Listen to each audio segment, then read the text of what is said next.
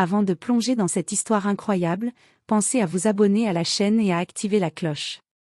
Ici, chaque récit a quelque chose à dire, et vous ne voudrez pas en manquer un seul. La pluie tombait en rideaux serrés, transformant le cimetière en un paysage flou de gris et de vert sombre. Les gouttes s'écrasaient sur les pierres tombales, frappant comme des larmes du ciel. Le millionnaire, Alexander Whitman, était à genoux devant la tombe fraîchement gravée. Son costume noir, impeccable quelques heures plus tôt, était maintenant trempé et collé à sa peau, mais il ne remarquait rien. Ses mains, crispées sur le marbre froid, tremblaient. Il sentait un vide immense, un abîme dans sa poitrine que rien ne pouvait combler. Ses lèvres murmuraient un nom comme une prière désespérée. Emily. Emily. Les autres visiteurs du cimetière s'écartaient, laissant l'homme en deuil seul avec sa peine. Des sanglots étouffés secouaient son corps, mais il ne savait même plus s'il pleurait la perte de sa femme ou la trahison de la vie elle-même. Chaque pensée le ramenait à ce matin funeste, le coup de fil, l'accident de voiture, la nouvelle qu'aucun homme ne voudrait jamais entendre. C'est alors qu'une petite voix douce, mais étonnamment ferme, traversa la pluie et la brume. « Monsieur, votre femme est vivante. » Alexander leva les yeux, figé par la stupeur. Devant lui se tenait une petite fille, vêtue de haillons, ses yeux brillant d'une lumière inattendue. Elle paraissait fragile, insignifiante, mais quelque chose dans son regard retenait toute l'attention. « Quoi ?» balbutia Alexander, la gorge nouée par l'incrédulité.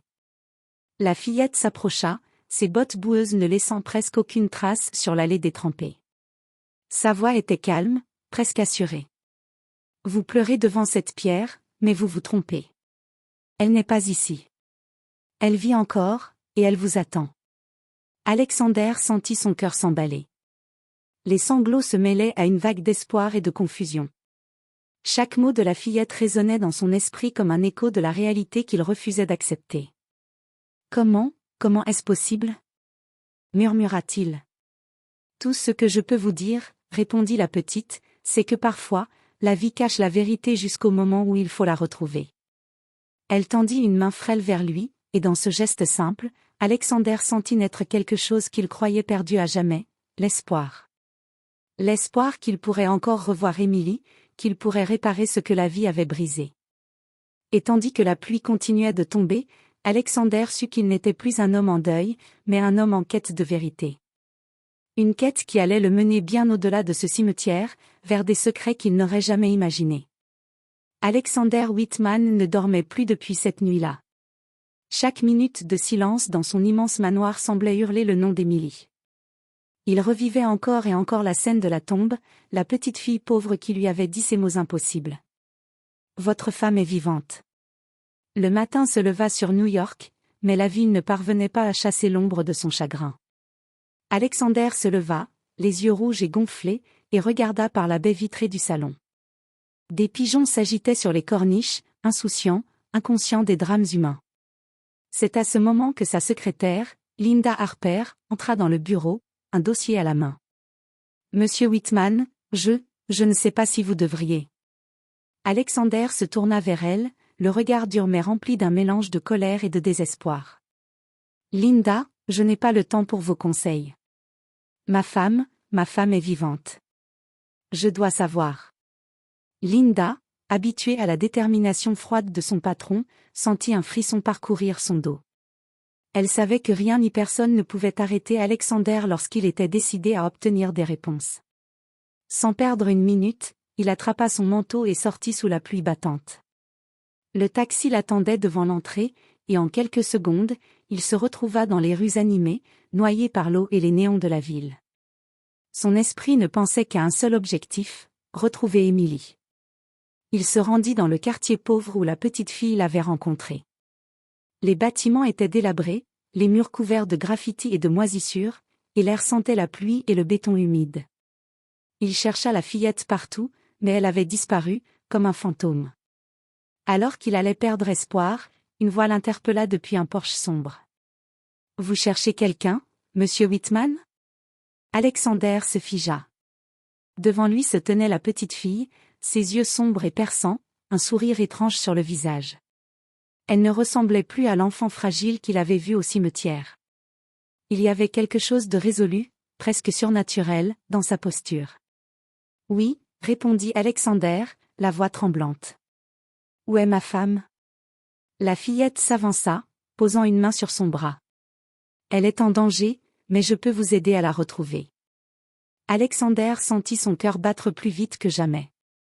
Un mélange d'espoir, de peur et de colère bouillonnait en lui. Il savait que le chemin serait dangereux, mais il n'avait plus le choix. Sa vie, sa fortune, tout ce qu'il possédait, cela ne valait rien si Émilie était perdue. Alors, montrez-moi le chemin, murmura-t-il. La petite fille le guida dans un labyrinthe de ruelles et de passages secrets, jusqu'à un vieux bâtiment abandonné. Alexander sentit l'adrénaline monter. L'endroit sentait la poussière, l'humidité et la peur. « Entrez », dit-elle simplement. À l'intérieur, le silence régnait. Et dans ce silence, Alexander entendit un souffle, un rire familier, un son qu'il croyait ne plus jamais entendre. Son cœur manqua un battement. Il était là. Émilie. Vivante. Et pourtant, quelque chose n'allait pas. Elle ne ressemblait plus à la femme qu'il avait connue. Ses vêtements étaient sales, ses yeux cernés, et une peur profonde brillait dans son regard. « Alexander », murmura-t-elle, la voix tremblante. « Ils savent que je suis revenue, ils viendront me chercher. » Alexander serra les poings. Une rage glaciale parcourut ses veines. Il savait qu'il allait tout faire pour protéger Émilie, coûte que coûte. « Alors nous allons nous battre, et personne ne vous fera de mal cette fois. » La pluie continuait de tomber dehors, mais à l'intérieur, une étincelle d'espoir renaissait. La bataille pour Émilie venait juste de commencer. La pluie s'était arrêtée, laissant derrière elle des rues étincelantes de lumière et de boue. Alexander Whitman tenait Émilie contre lui dans l'ancien bâtiment, ses yeux scrutant chaque coin sombre, chaque ombre mouvante. Son esprit refusait de croire que tout cela était réel. Émilie était vivante, mais pourquoi? Et surtout, par qui avait-elle été cachée pendant tout ce temps? La petite fille qui les avait guidés, que Alexander avait surnommée Lily, observait la scène avec sérieux. « Ils ne vous ont pas seulement menti, » dit-elle d'une voix grave. « Ils vous ont manipulé. » Alexander fronça les sourcils. « Manipulé? Qui? Qu'est-ce que tu veux dire? » Lily s'approcha et sortit de sa poche une enveloppe usée. À l'intérieur, des photos, des documents, des billets d'avion et des lettres griffonnées. Alexander les parcourut avec une rapidité fébrile. Les preuves montraient qu'Émilie avait été enlevée, cachée dans plusieurs villes, protégée par des gens mystérieux qui semblaient connaître ses moindres mouvements. Mais la partie la plus troublante était une photo, Émilie, souriante, serrant la main d'un homme qu'Alexander reconnut immédiatement. « Marcus Blackwell », murmura-t-il. « Le vieil associé que je croyais mort depuis 10 ans. » Émilie recula légèrement, terrorisée. « Alexander, il ne faut pas qu'ils nous trouvent ici. Ils m'ont cherché pendant des années, et ils ne vont pas s'arrêter maintenant. » Alexander sentit sa colère monter. Il avait pleuré sa femme, cru qu'elle était morte, et voilà qu'il la retrouvait, mais maintenant, elle était en danger, plus vulnérable que jamais. Soudain, un bruit métallique résonna dans l'obscurité. Un éclair de lumière passa à travers une fenêtre brisée, et Alexander sentit une présence étrangère, lourde, menaçante. « Par ici !» chuchota Lily, en tirant Émilie derrière elle. Ils se faufilèrent à travers un couloir étroit, évitant des zones où la lumière révélait des silhouettes inquiétantes. Alexander pouvait entendre les pas précipités des hommes dehors. Quelque chose dans l'air, dans la tension des murs, lui disait qu'ils étaient bien plus proches que prévu. « Qui sont-ils » demanda Alexander, le souffle court. « Ceux qui veulent qu'Émilie reste, disparue, » répondit Lily. « Ceux qui veulent contrôler ce que tu possèdes et ce que tu aimes. » Alexander serra Émilie contre lui. Le poids de la responsabilité lui tombait dessus comme un tonnerre. Il avait cru que retrouver sa femme était la fin de son combat, mais ce n'était que le début. Un fracas soudain retentit derrière eux. Des hommes armés avaient découvert leur cachette. Lily attrapa Alexander par le bras. « Par là !» Ils se précipitèrent dans un passage secret, dissimulé derrière une bibliothèque effondrée. Alexander sentit son cœur battre à tout rompre. Il savait que, pour protéger Emily et découvrir la vérité, il devrait affronter des ennemis qu'il n'avait jamais imaginés, et risquer sa vie comme jamais auparavant. À l'extérieur, la nuit tombait, et avec elle, une traque impitoyable commençait. Le passage secret débouchait sur une ruelle étroite et silencieuse. La pluie avait cessé, mais l'air était lourd et chargé de tension. Alexander gardait Emily près de lui, sentant chaque muscle de son corps prêt à réagir. Lily, silencieuse mais alerte, les conduisait comme une ombre à travers les dédales de la ville. Soudain, un rire glacé résonna derrière eux. Alexander se retourna, le cœur battant à tout rompre. Là, dans la lumière tremblante d'un lampadaire, se tenait un homme qu'il n'aurait jamais cru revoir. Alexander Whitman, dit l'homme avec un sourire cruel. Marcus Blackwell.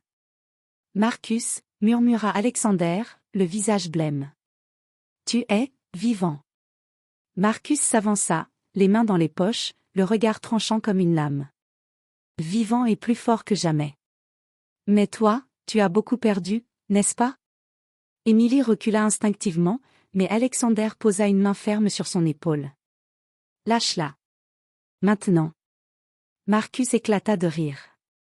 Oh, je ne vais pas la lâcher. Pas avant que tu aies compris que tu n'as jamais vraiment su ce que tu possédais, ou ce que tu aimais. Alexander sentit son sang se glacer. Il réalisa que Marcus n'était pas seulement un vieil associé rancunier, il savait des choses sur lui, sur sa fortune, sur Emily, des secrets que personne d'autre ne connaissait. « Qu'est-ce que tu veux » demanda Alexander d'une voix tendue. « Contrôle, pouvoir, et vengeance » répondit Marcus. « Emily est la clé. Elle n'est pas seulement ta femme, elle possède quelque chose que je veux. » Emily le regarda, terrifiée. « Quoi ? Qu'est-ce que tu veux dire par là ?» Marcus fit un pas vers elle, mais Lily surgit de l'ombre, tenant un bâton improvisé. « Recule, dit-elle d'une voix dure. Vous n'êtes pas les bienvenus ici. » Marcus esquissa un sourire amusé. « Une enfant, tu crois vraiment pouvoir me stopper ?» Alexander sentit la colère monter en lui comme un feu incontrôlable.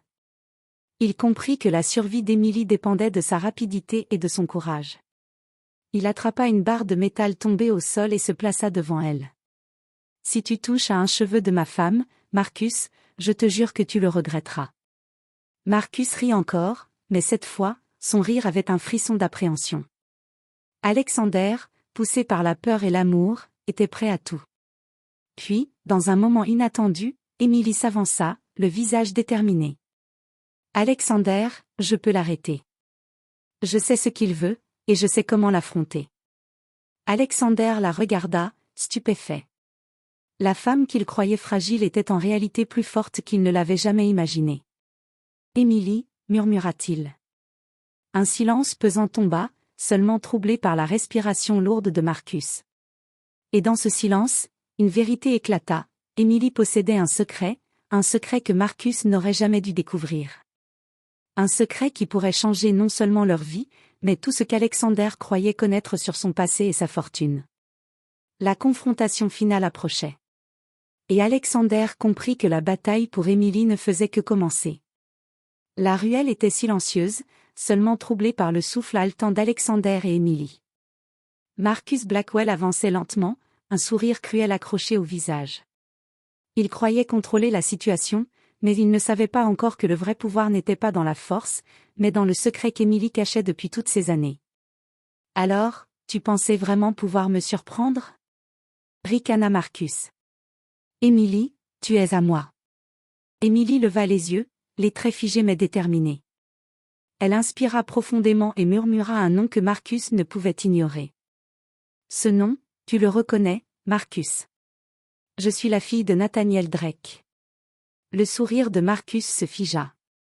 Alexander fronça les sourcils. « Quoi ? Emily ? Drake ? » « Oui, » murmura Emily. « Le vrai héritage que tu veux, ce n'est pas ma vie, c'est le brevet de technologie que mon père a créé avant sa mort. Une invention capable de changer le monde. Et Marcus, tu pensais pouvoir t'en emparer sans que je ne m'en souvienne ?» Marcus recula légèrement, surpris. Il n'avait jamais su qu'Emily était la fille de Nathaniel Drake, un génie dont les découvertes technologiques avaient été jalousement surveillées par les puissants. Comment as-tu survécu? Murmura Marcus, la voix brisée par la rage et l'incrédulité. Émilie sourit, mais son sourire était froid. J'ai été cachée, protégée, et j'ai appris à me battre. Tu ne mourras jamais, Marcus. Alexander sentit une force nouvelle naître en lui. Il prit la main d'Émilie. Ensemble, nous allons le stopper. Un instant plus tard, Marcus tenta de l'attaquer. Mais Alexander, prévoyant, le frappa avec la barre de métal qu'il avait ramassée plus tôt. Lily surgit derrière eux, maîtrisant 2 hommes de main de Marcus en un éclair. Émilie, utilisant un petit appareil qu'elle avait dissimulé dans son sac, neutralisa les systèmes électroniques que Marcus avait l'intention d'utiliser pour fuir. La bataille fut intense mais brève.